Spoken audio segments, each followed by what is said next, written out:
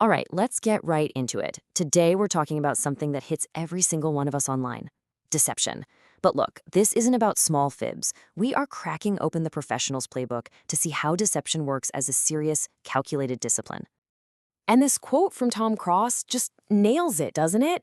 It gets right to the core of the problem. Most of us, we don't go online hoping to have our minds changed. We go online looking for validation. We want someone to tell us, yep, you were right all along. And that need for validation, that's the crack in the armor. It's what makes the entire internet such fertile ground for deception, from the most basic phishing email all the way up to huge disinformation campaigns. Why? Because we are all out there actively searching for stuff that confirms what we already think. Now, here's something you've really got to understand. This isn't just random noise or chaos. The most effective deception, the stuff that really works, it follows a playbook. It's a professional discipline with rules and principles that have been sharpened for centuries, from ancient military strategy to modern spy manuals. This brings us to the absolute golden rule of deception, Magruder's principle. It's genius, really. It says, don't waste your energy trying to convince someone of something new.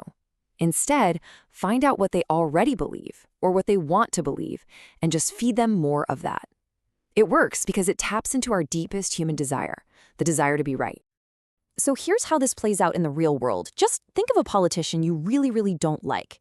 Now, if you scroll past a negative headline about them, what's your first instinct? It's probably to believe it, right? You don't even need to see the evidence. And why is that? Because it just fits. It confirms what you already think, and man, does it feel good to be right.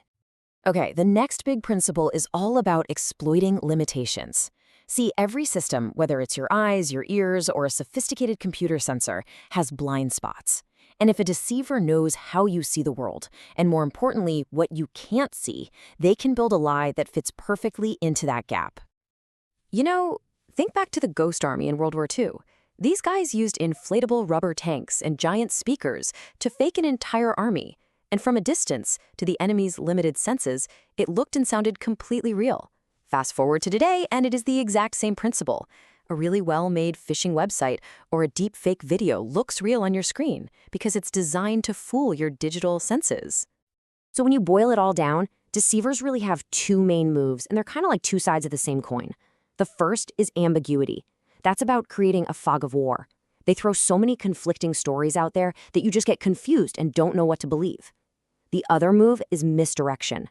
This is where they give you one very clear, very compelling story that's totally false. They make you absolutely sure you found the one true answer. So let's step away from the theory for a minute and see how this stuff actually works in the wild. These aren't just abstract ideas from a textbook. They are tools being used right now on battlefields both old and new. Thanks to the Ed Snowden leaks, we got a peek inside a real-world deception toolkit from Britain's JTRIG unit. And this isn't theoretical at all. These are actual operational tools.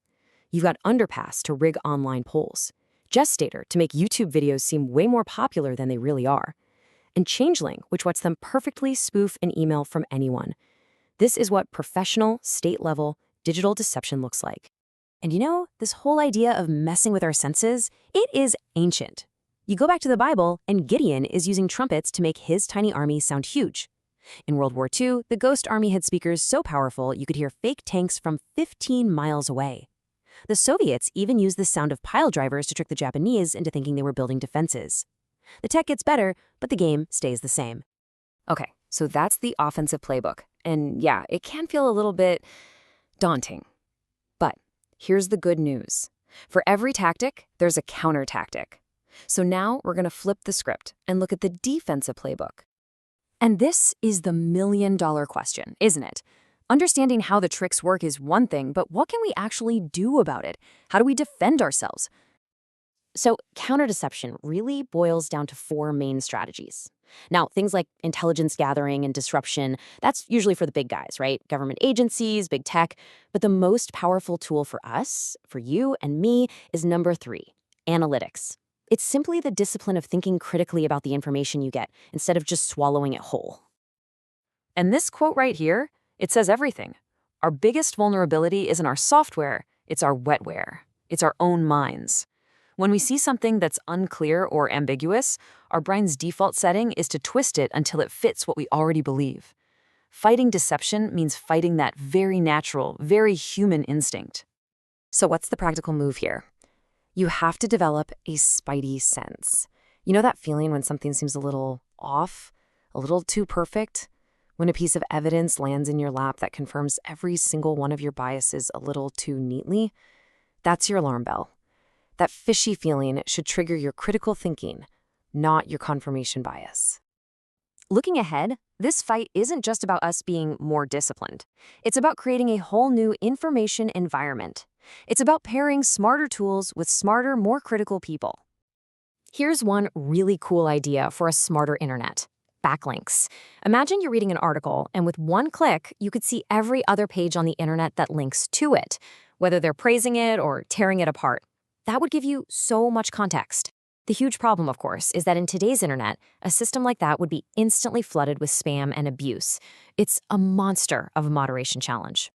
Because at the end of the day, technology by itself is never going to be the silver bullet. The real solution has to be a partnership. We need smarter tools that give us better context, yes, but we also have to become smarter users.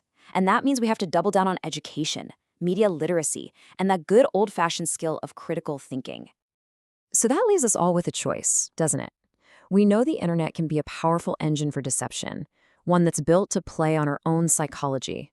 The question for all of us is, are we just going to be its passengers and its potential victims? Or are we going to step up and help architect something better?